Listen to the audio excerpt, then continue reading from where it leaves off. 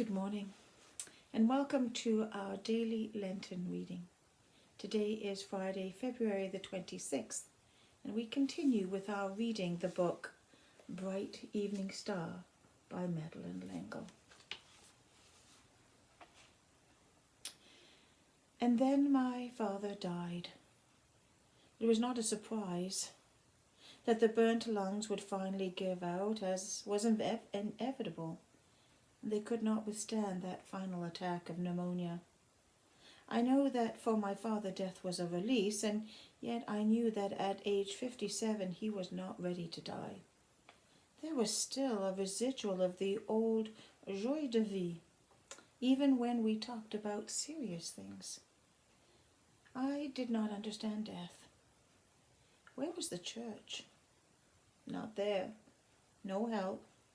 There was a funeral, a burial, but no vital affirmation of resurrection. At least he's out of pain. At least he's not suffering anymore. At least he's happy now. Happy? Where? No pink clouds for my father, thank you. No golden harps. No red and burning hell either, with little devils with pitchforks. God. Jesus. I went through the last months of high school in a limbo of non-feeling. Went to college. No one had told me anything I could believe about what went on after death. Were we still, even if in a different way, alive? Would the God who had come to us as Jesus abandon us when we died? Would we truly be put into the ground as a seed and, according to Paul, come up as something quite different? I asked questions which were not answered in any of my classes. I enjoyed my friends and teachers and tried not to let them see that I was deeply, darkly depressed. At last and unexpectedly, I fell in love and finally wept. With the tears, the depression dissolved and was replaced by a kind of faith which questioned but received few answers. Nevertheless, it survived. Fragile, but there. I wanted to understand. I wanted God. My mind balked at the stupendousness of it all. Only with my heart could I accept the infinite God becoming incarnate, enfleshed, human and divine. That's the tough one, human and divine, both, simultaneously. But that's the foundation of our faith. God has come to us as Jesus. Jesus was fully human and Jesus was fully God. Like Mary, I say, how can this be? I don't know how this can be, but on it hangs the doctrine of the Trinity. Jesus' divinity comes from God, and his humanity comes from his mother. If Mary and Joseph could believe the angel, why can't we? Does it offend our reason? Of course, it's totally unreasonable. It is not that in believing the story of Jesus we skip reason, but that sometimes we have to go beyond it, taking leaps with our imaginations, pushing our brains further than the normal used parts of them are used to be going. I majored in English literature with a smattering of the great French and Russian writers, and I had some superb professors. I wrote short stories, finally drawing on my own experience, mostly about a man and woman and their adolescent daughter wandering through Europe. I wrote more deeply about my parents than I knew. I started what was to become my first novel. I was through with the religious establishment, but occasionally my roommate and I would go to a small French-speaking Catholic church because there, in that musical language, we found some mystery. In the middle of the rational world of academia, I needed the scandal of particularity.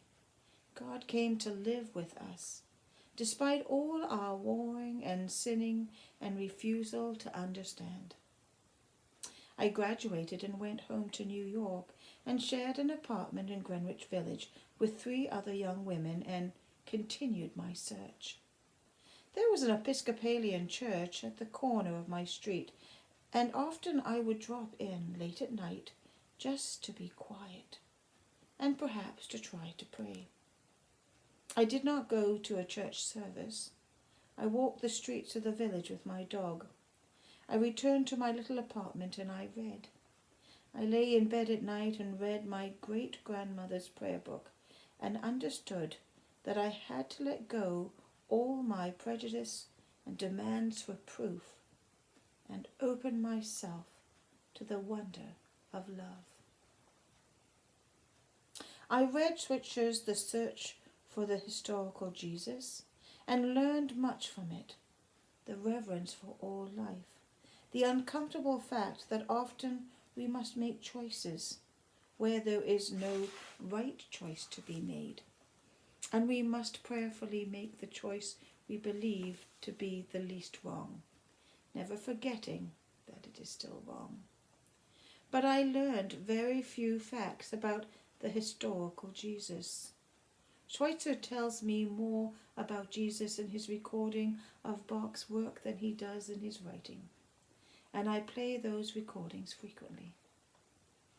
Throughout the years, I have dutifully read many other searches for the historical Jesus. Sometimes the researchers have missed the point. They have forgotten the story. They have forgotten that story is true. But we have the story as it has been told for nearly 2,000 years. The story of a man who changed history in a way we have hardly begun to comprehend.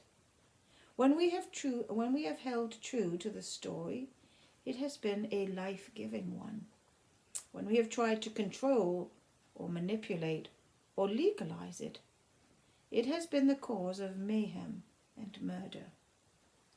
We do not own stories, and when we try to limit them, squeeze the life out of them, lose the love that gave them to us, and fall back onto that fatal human flaw, pride, hubris, we're right back to Adam and Eve, who listened to the power of the snake instead of the creativity of God.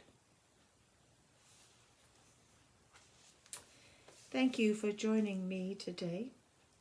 I hope your day is full of blessings. Tomorrow we have our children's focus at 10:30 and we have our worship at 10 o'clock on Sunday. I hope to see you there. And of course on Monday we will return to our daily Lenten devotion, reading this lovely wee book, Bright Evening Star. So take care and God bless.